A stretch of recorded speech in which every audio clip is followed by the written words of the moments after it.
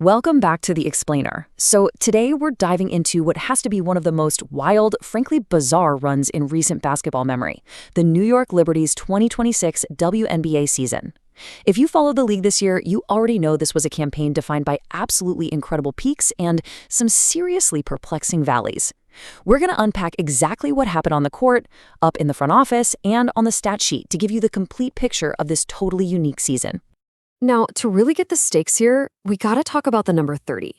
2026 wasn't just any season, it was the historic 30th season for the New York Liberty franchise. And when a team hits a milestone like that, expectations are naturally through the roof. The front office, the fans, the players, everyone knew this was meant to be a statement year, setting the stage for some massive transitions within the organization.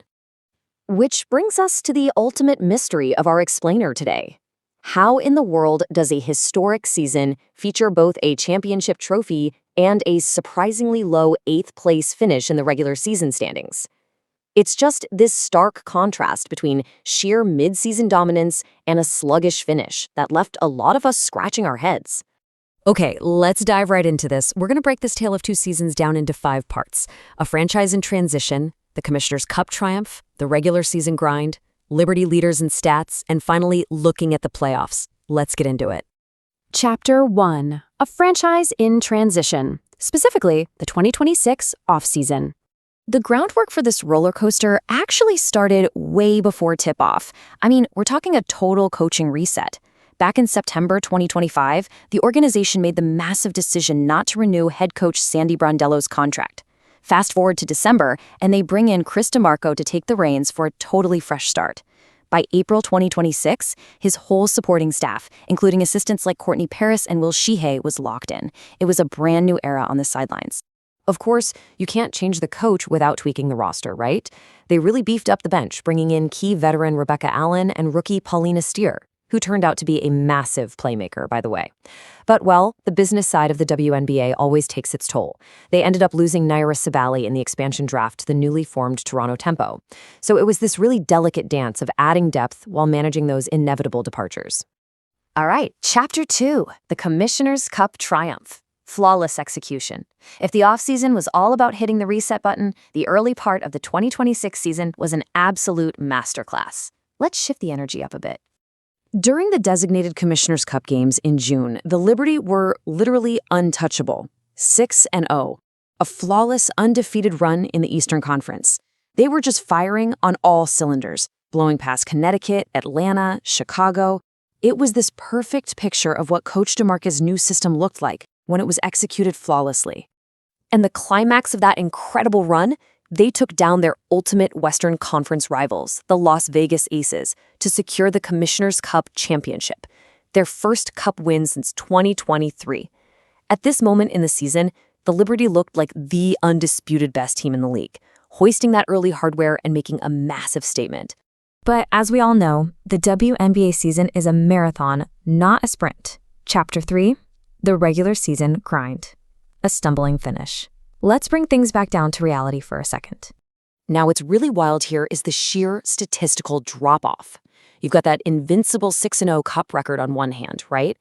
But outside of that tournament play, they went 11-13. That put them at 17-13 overall. Once the tournament wrapped, the team just heavily struggled to find that same consistency, dropping all these super tight competitive games throughout July and August.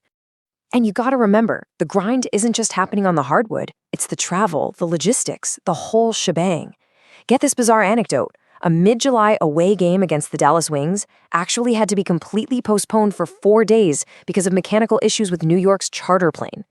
It's just a perfect example of the physical toll and the utter unpredictability of the WNBA grind that can totally derail a team's rhythm during the dog days of summer. Still, despite all that team turbulence, the raw talent on this roster was undeniable. Chapter 4. Liberty leaders and stats. Individual brilliance. To really put things into perspective, let's look at the league's top scorers. You've got Aja Wilson leading the pack with an unbelievable 26.8 points per game, followed by Kelsey Mitchell at 24. But right there in that upper echelon is the Liberty's own Brianna Stewart, putting up a massive 21.3 points per game. Even when the team was stumbling, Stewart was out there delivering absolutely elite offense, night in and night out. Let's break down her impact just a bit more. Stewart dropped a whopping 617 total points in 2026. She was New York's top scorer in 14 different games. And crucially, the front office locked that stability down by signing her to a 3-year extension back in April of 2026. She is, without a doubt, the foundational pillar of this franchise's present and future. And when you plug her into the starting 5, the star power is literally staggering. Sabrina Ionescu running the point, Maureen Johannes at shooting guard, Leonie Fibich on the wing, Stewart at power forward, and Jonquil Jones anchoring the center. Plus, Ionescu and Jones both re-signed multi-year deals this year too. This is a core 5 with immense, undeniable championship pedigree, which makes where they ended up in the standings so weird. That brings us to our final chapter, looking at the playoffs, the final seed. With all that individual brilliance and a Commissioner's Cup under their belt, where did this squad actually end up? 8. That's the crucial number here. A 17-13 overall record meant the New York Liberty barely scraped into the postseason as the 8th and final playoff seed. A team that looked literally invincible in June found themselves at the very bottom of the bracket by the end of August, looking up at teams like Minnesota, Las Vegas, and Golden State. Which leaves us with one massive lingering question. Is their Commissioner's Cup dominance, where they systematically dismantled the absolute best teams in the league, or their 8th-place finish, bogged down by a losing non-tournament record, the true indicator of the 2026 Liberty's playoff potential? Which version of this team is actually going to show up when it's win or go home? It is a fascinating puzzle to consider. Thanks for joining me for this explainer, you guys. Keep analyzing those stats, and I'll catch you next time.